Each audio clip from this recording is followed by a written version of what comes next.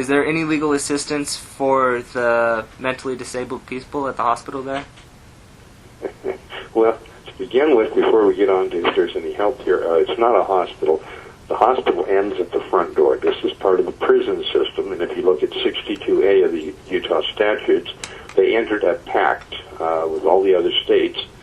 In this agreement, they have basically written themselves in as a facility where they can do anything they want, including experimental medications or drugs. I don't like calling them medications because most of the people here that can talk before they get them are pretty incoherent afterwards.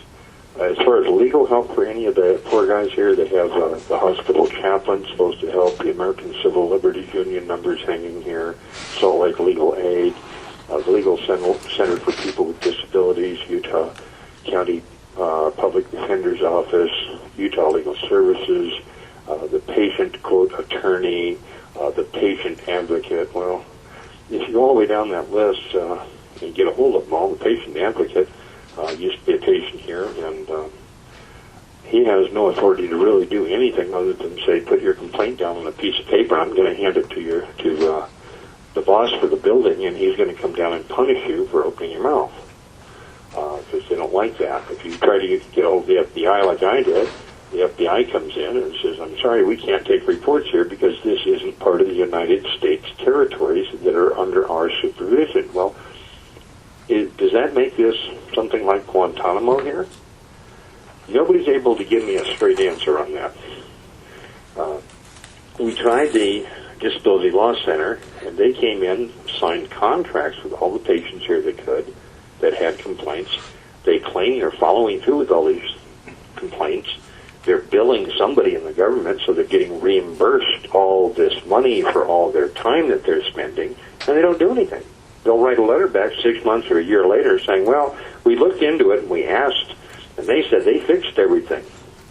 That's like the letter I got here a few months ago from their attorney that said that they had replaced and repaired all things that necessary for me on my wheelchair.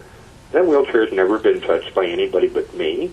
The seat is falling out of it. The screws have ripped loose from the fabric. The brakes don't work. The front wheel is about ready to fall off. And if you go faster than a slow walk, the thing vibrates so bad you're expecting it to fall apart. There's a bolt hanging down about 2 inches that your shoe will get hooked on once in a while, and it pulls you right out of the chair as you're rolling. So, do they do their job for any of the people here? No. As a matter of fact, the attorney that's supposed to be the patient attorney for this place, Mark Brady, his wife works for the hospital right here at the facility in the legal department. So it's kind of hard to not have a conflict of interest when you have patients here that have been assaulted or want to file a complaint against the hospital, and the husband claims to be on your side and the wife works for the hospital. I mean, these are just cut and dry conflict of interest. There's so much nepotism here that almost every employee working here, or at least half of them, have other relatives in the family working in the same buildings.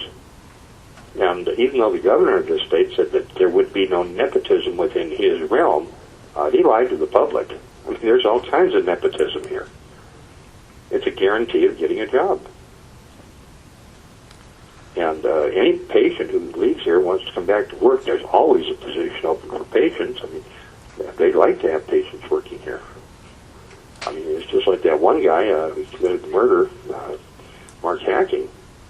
After he committed the murder and had his wife hauled off to the dump in a dumpster, he kicked himself back in here so that it looked like he's getting help. I'm sorry, there's too many people here making a lot of money off this place that shouldn't be. And the patients are the ones suffering. A lot of patients here need medical attention, need glasses. They can't even get reading glasses. You can't get cream when you need it. They have skin problems. And it all gets ignored.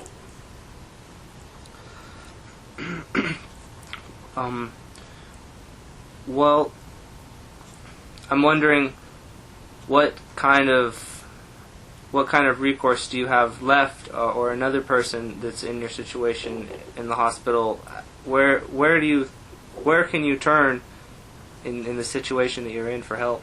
Well, right now, with your help out there and some others, I am able to get some legal help if we can get the funding together here, and be able to come in and get monetary damages. But for all the other patients that are here, I would like to see the American Civil Liberties or some of the, you've mentioned a couple of the groups that you've checked with on civil rights.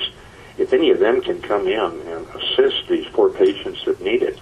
I mean, we've got patients here that don't speak English, and the only reason they're not even getting hearings is they don't have interpreters. I mean, we don't have Tibetan and other languages easily available, so these people just run around not knowing what they're doing.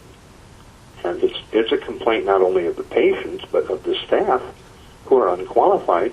They're not interpreters. They're not acting in any way as a medical capacity here. They're acting as security guards.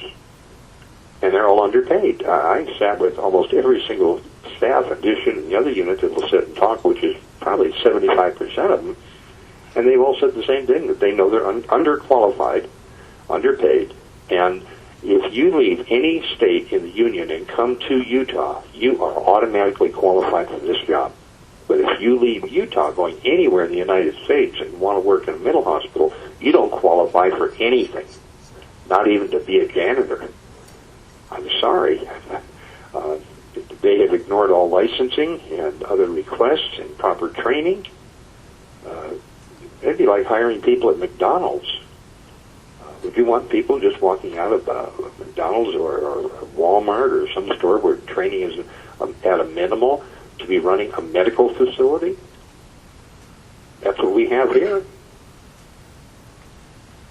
So, yeah, there's a big problem that isn't just isolated to this incident with you, but it's actually just the status quo in the system that's existing there now. It's more like 90% of all the patients here shouldn't be here under these conditions.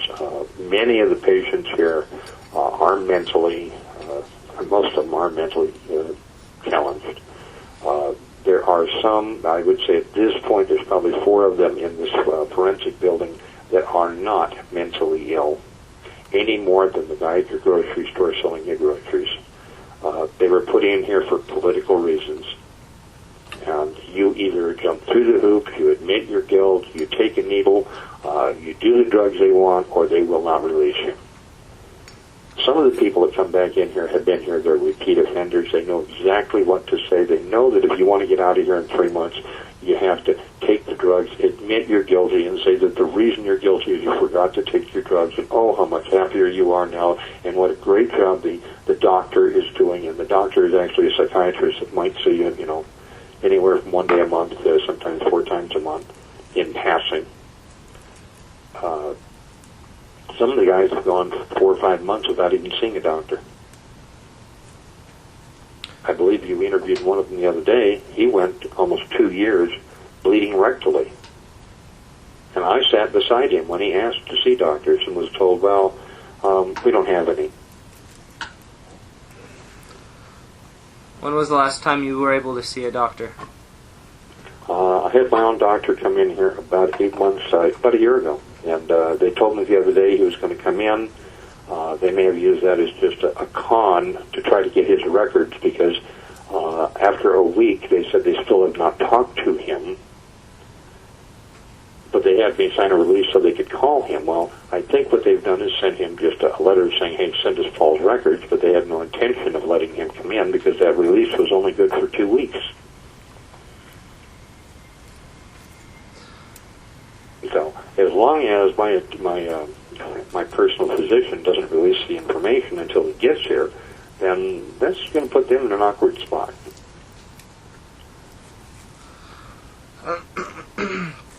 So it but sounds.